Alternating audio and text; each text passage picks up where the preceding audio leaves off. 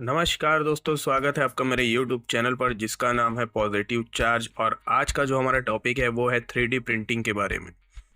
तो प्रिंटर क्या होता है शायद आप सभी जानते होंगे, लेकिन क्या आप जानते हैं कि 3D प्रिंटर क्या है और ये कैसे काम करता है? यदि आपने भी औरों की तरह इस विषय में कभी नहीं पढ़ा है या नहीं सुना है तो ये वीडियो आपको एंड तक देखना चाहिए।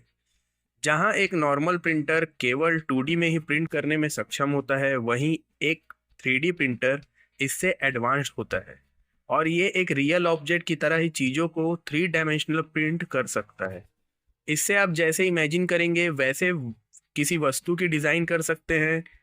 ये सहजता और सुलभता 3D प्रिंटर आपको मुहैया कराती है कि आप आसानी से इसमें डिज़ाइन कर सकें और इमेजिन जो आप कर रहे हैं वो आप रियल में बना सके।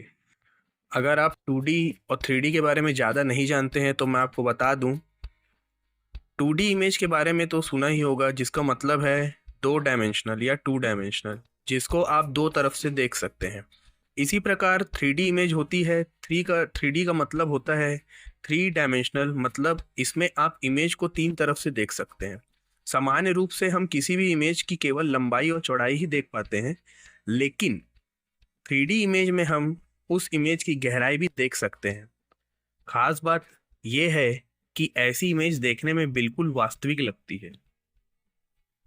तो आज हम इस वीडियो में देखने वाले हैं what is 3D printing, 3D printing क्या होती है, history of 3D printing, 3D printing का इतिहास, how does 3D printing work, ये काम कैसे करती है, what materials are needed for 3D printing, 3D printing करने के लिए हमको क्या क्या वस्तुओं की आवश्यकता होती है। तो वीडियो को स्टार्ट करूंगा, और आपने अगर मेरे चैनल को अभी तक सब्सक्राइब नहीं किया है तो प्लीज़ सब्सक्राइब करें और वीडियो को अंत तक देखना ना भूलें।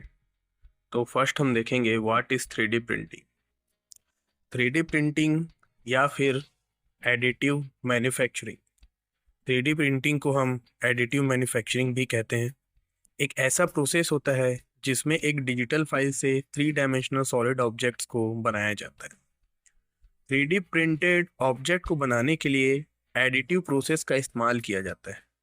इस एडिटिव प्रोसेस में एक ऑब्जेक्ट को क्रिएट करने के लिए मटेरियल को सक्सेसिव लेयर्स में एक के ऊपर एक रखा जाता है जब तक कि वो ऑब्जेक्ट क्रिएट ना हो जाए। इसमें प्रत्येक लेयर को आप देख सकते हैं एक thinly sliced horizontal cross section के तौर पर उस इवेंचुअल ऑब्जेक्ट का जो कि आखिर में आप बनाना चाहते हैं। 3D प्रिंटिंग पूरी तरह से अपोजिट होती है सब्ट्रैक्टिव मैन्युफैक्चरिंग की, जहां की एक ऑब्जेक्ट को धीरे धीरे छोटे टुकड़ों में कट किया जाता है एक मिलिंग मशीन के इस्तेमाल से। तो पहले जो प्रोसेस यूज़ हुआ करती थी पहले के ज़माने में, अभी भी कई जगह होती है, उनको हम बोलते हैं सब्ट्रैक्टिव मैन्युफैक्चरिंग। जहाँ पर जैसे हमने एक पत्थर लिया, पत्थर को तराश के हमने कुछ उसमें कोई मूर्ति बना दी, तो वो एक सब्ट्रैक्टिव मैन्युफैक्चरिंग है। लेकिन 3D प्रिंटिंग में क्या होता है, ये एडिटिव मैन्युफैक्चरिंग प्रोसेस होती है जिसमें हम एक लेयर बाय लेयर किसी ऑब्जेक्ट को बनाते हैं। नेक्स्ट हम बात करेंगे history of 3D printing. 3D printing का जो कॉन्सेप्ट है वो 1980s के टाइम का है। उस समय इसको रेडियो प्रोटोटाइपिंग भी कहा जाता था, लेकिन 1984 में चक हल ने इसके लिए पेटेंट अप्लाई किया और 3D प्रिंटिंग का आविष्कारक चक हल को ही माना जाता है। नेक्स्ट हम बात करेंगे कि 3D प्रिंटिंग जो होता है वर्क कैसे करता है। 3D प्रिंटिंग का वर्क स्टार्ट होता है जब आप एक डिजिटल मॉडल को डिज़ाइन करते हैं, क्रिएट करते हैं या फिर कहीं से डाउनलोड करते हैं, जिस मॉडल को आपको 3D प्रिंट निकालना है। तो मॉडल आप क्रिएट कर सकते हैं यूजिंग 3D स्कैनर या फिर मॉडलिंग सॉफ्टवेयर और ऐप के द्वारा। और एक बार जब आपका मॉडल बनकर तैयार हो जाता है, जब आप उसकी डिज़ाइन कर दिए होते हैं, तो आपको एक स्लाइसिंग सॉफ्टवेयर चाहिए होता है जो कि क्या करे, मॉडल को थाउजेंड्स ऑफ हॉरिजॉन्टल लेयर्स में डिवाइड कर सके।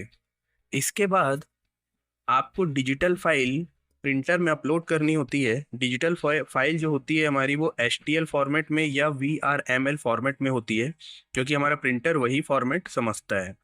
तो उसको अपलोड करना रहता है HTL फाइल को, और बाकी जो रहता है प्रिंटर टेक केयर करता है कि कैसा उसको ऑब्जेक्ट क्रिएट करना है।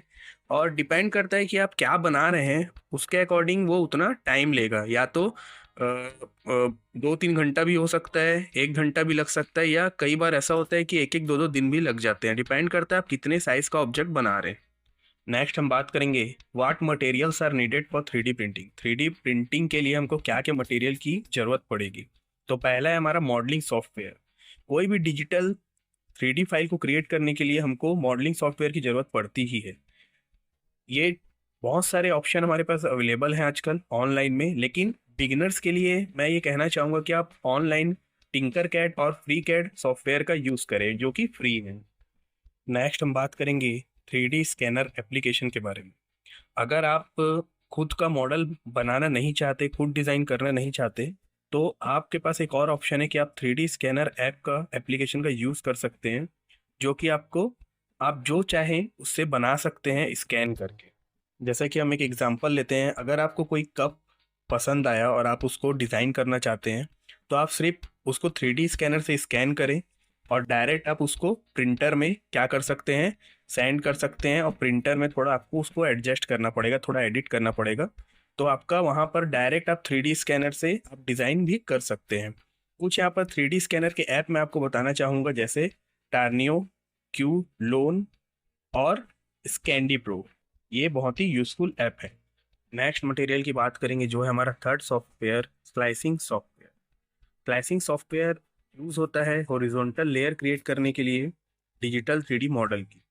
तो प्रिंटर में अपलोड होगा जब फाइल हमारा 3D ऑब्जेक्ट फाइल, तो उसको एक स्लाइसिंग सॉफ्टवेयर के द्वारा क्या किया जाएगा, हॉरिजॉन्टली लेयर में डिवाइड किया जाएगा, जो कि बहुत ही ज़रूरी होता है किसी 3D ऑब्जेक्ट के प्रिंट के लिए। बिगिनर्स के लिए यहाँ पर मैं कुछ सॉफ्टवेयर बताना चाहूँगा, क्यूरा 3D प्रिंटर ऑपरेटिंग सिस्टम और किस स्लाइसर जो है वो ग्रेट ऑप्शन है। तो मैंने यहाँ पर 3D प्रिंटिंग का एक एग्जांपल लिया है, जिसमें आपको एक ग्लोब बनता हुआ दिखाई दे रहा होगा। तो वो नीचे से ऊपर की ओर बन रहा है, मतलब एडिटिव मैन्युफैक्चरिंग यहाँ पर आपको दिखाई दे रही होगी कि लेयर बाय लेयर क्या कर रहा है 3D प्रिंटर किसी ऑब्जेक्ट को वह कैसे बनाता है, ये हमको यहाँ पर पता चल रहा है। Thank you for watching my video, please subscribe my channel, और ऐसे ही अच्छे वीडियो के लिए हमारे साथ जुड़े रहें, लाइक करें और शेयर करना ना भूलें।